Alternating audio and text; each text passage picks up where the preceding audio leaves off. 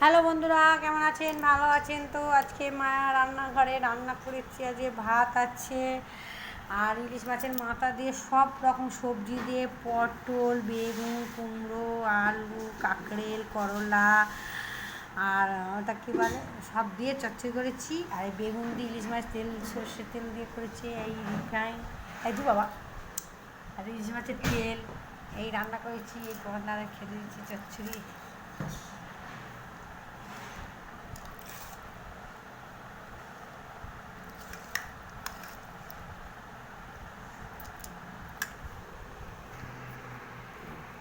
কেমন চচ্চড়ি?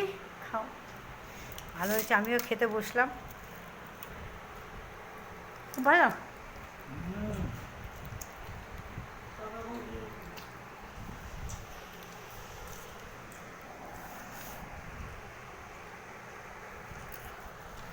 আমিও খাচ্ছি চচ্চড়ি, তবে তেল নেই।